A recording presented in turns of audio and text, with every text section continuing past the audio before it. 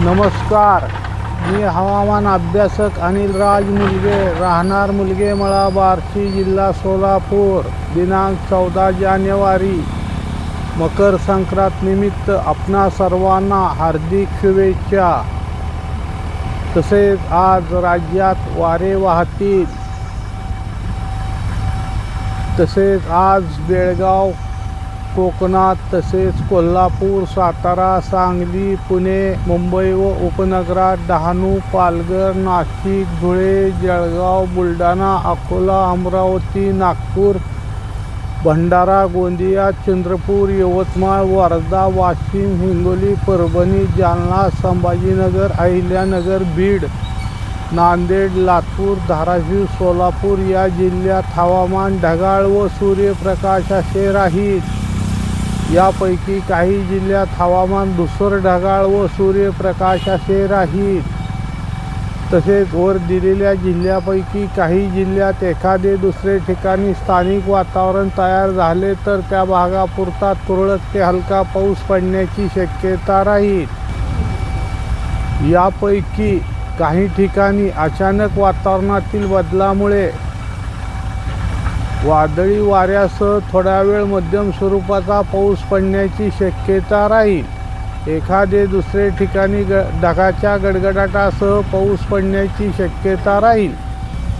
तसेच उद्या दिनांक 15 जानेवारी रोजी अहिल्यानगर, बीड, लातूर, धाराशिव, सोलापूर, सांगली, कोल्हापूर, सातारा, पुणे, बेळगाव या जिल्ह्यात हवामान धुसर, ढगाळ व सूर्यप्रकाश असे राहील. राज्याच्या इतर भागात स्वच्छ सूर्यप्रकाश असे वातावरण राहील. तसेच काल मी दिलेल्या अंदाजानुसार बऱ्याच जिल्ह्यात स्थानिक वातावरण तयार होऊन पाऊस पडला आहे. तसेच मला आत्तापर्यंत मिळालेल्या माहितीनुसार काल दिनांक 13 जानेवारी रोजी बेळगाव येथे मुसळधार पाऊस पडला आहे. तसेच अहिल्यानगर जिल्ह्यात शिर्डी परिसर येथे ढगाच्या गडगडाटासह मध्यम ते मुसळधार पाऊस पडला आहे. तसेच श्रीगोंदा तालुक्यात वांगदरी गावात पाऊस पडला आहे. तसेच संगमनेर येथे पाऊस पडला आहे. तसेच पुणे जिल्ह्याच्या भोसरीमध्ये पण पाऊस पडला आहे. तसेच गंगापूर, पैठण, गेवराई तालुक्यात काही ठिकाणी पाऊस पडला आहे अशी माहिती आत्तापर्यंत समजली आहे.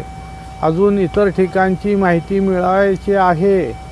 तसेच मी पूर्वी दिनांक 10 जानेवारी रोजी राज्यातून प्रथम एक अंदाज देऊन सांगितले होते की दिनांक 25 ते 30 जानेवारी या काळादरम्यान राज्यात हवामान खराब होणार असून या काळात काही विभाग देऊन त्या विभागात काही ठिकाणी पावसाची शक्यता सांगितली आहे. यामध्ये अजून पश्चिम महाराष्ट्र या विभागातील काही जिल्ह्याची वाढ होऊ शकते. याबद्दल मी परत आपणाला अजून एकदा ही माहिती देईन. तसेच आपल्या देशाच्या बऱ्याच राज्यातील थंडीचे प्रमाण दिनांक 16 जानेवारी नंतर पुढील काही दिवस कमी होण्याची शक्यता राहील. तसेच आपल्या राज्यात बऱ्याच ठिकाणी पहाटे जव धुके राहील. दिनांक 19 जानेवारीपासून पुढील 2 ते 3 दिवस राज्याच्या पश्चिम भागातील जिल्ह्यात पहाटे धुक्याच्या प्रमाणात वाढ होणार असून पहाटे दाट धुके व दव पडण्याची शक्यता राहील. तसेच मी पूर्वी सांगितल्याप्रमाणे राज्याच्या पश्चिम भागात दिनांक 17, 18, 19 या तारखेदरम्यान थंडीमध्ये थोडी वाढ होईल. तसेच राज्याच्या इतर भागात पुढील 6 ते 7 दिवस थंडीचे प्रमाण कमी राहण्याची शक्यता राहील. सदर माझा हा व्हिडिओ आवडल्यास त्यास लाईक करा, सबस्क्राईब करा व शेअर करा. धन्यवाद.